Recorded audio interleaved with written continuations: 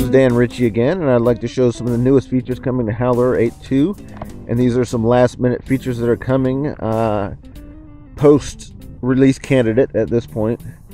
But we realized when we were working on some of the new blur tools that were a few options that would have been good to have, so we managed to squeeze in a few last-minute features.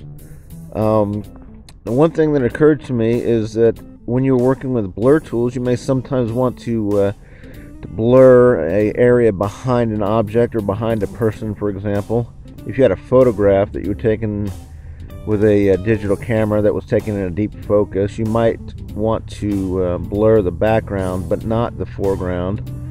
And if you did this with some of the existing tools, you might realize a sort of a halo around your object, because it's even though you had isolated that object with a alpha channel, the blur would be sort of reading some of that area inside of there. So we've come up with some new strategies to deal with this problem. And I'm going to use this tree as an example that I've rendered with the built-in particle tools. And I'm using this as an example because it's really easy to generate an alpha channel that fits the shape very easily. That's done with the particle system under the foliage tab, and there's a create alpha button there, and that's all you have to do to create an alpha channel or a selection for that object. And I've gone ahead and stored all these alpha channels and various images that I created along the way to make it easier to work with. So I have the positive and negative selections stored, and I can replace them or put them back in here at any point I want now. So I've applied this alpha channel. As you can see, it is selecting the shape very precisely with those little marching ants, they call them. Now if I had used a Gaussian blur on this, let me reverse this. I'll use this reverse image, and now I have this background selected with the tree unselected. And if I had just used a Gaussian blur on this to blur that background, you'll see what I'm talking about. As we blur that background, you can see we're getting this little halo or this little fuzz around here, because this blur, even though the unselected area or the selected area is being protected, it's kind of reading the values inside of that and blurring them, and we don't find that very appealing to have this weird glowy halo around our objects. We want it to just look like the black background is blurry and not the tree itself. So we've come up with some strategies that would help with that. Let me cancel that.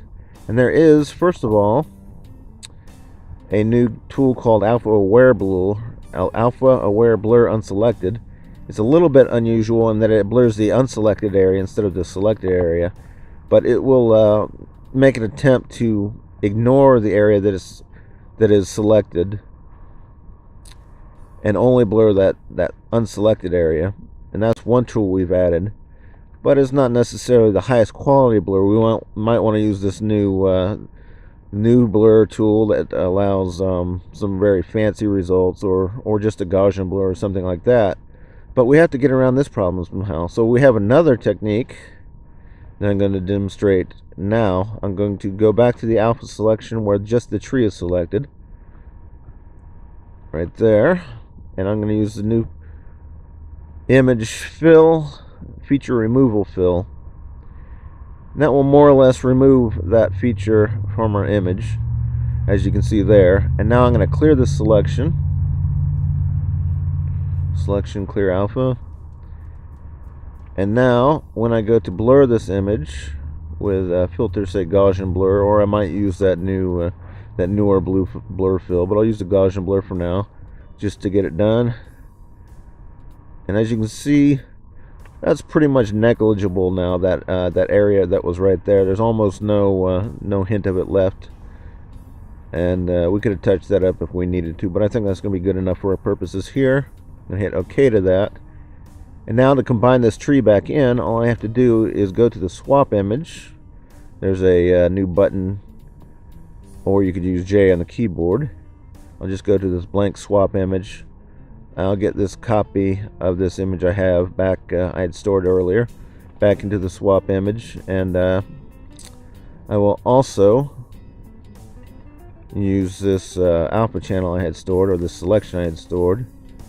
I'll put that back in there. This is the reverse of it. So now all I have to do to get that blur back in there is go to Filter, Combine with Swap, and Mix Buffers. And now I can mix that blurred area back in. Hit OK, and as you can see, there's almost no halo whatsoever around the tree now, but the background is definitely out of focus, and you can see like there's definitely no weird halos or anything going on. So that is just one technique we've developed for dealing with this problem, this little halo problem we have previously had when using the blur tools, and hope you'll find these tools useful. There's certainly a lot more things that could be done with these tools that we haven't really fully explored yet, but those are just the first few things we've come up with, and probably talk to you again later. Howler 8.2 should be available very shortly. Like I said, we're already post-release candidate. We're just taking care of some last-minute issues, trying to get to run on Windows XP, and a few other little things that we're looking into, and should be releasing shortly. So that's about it for now.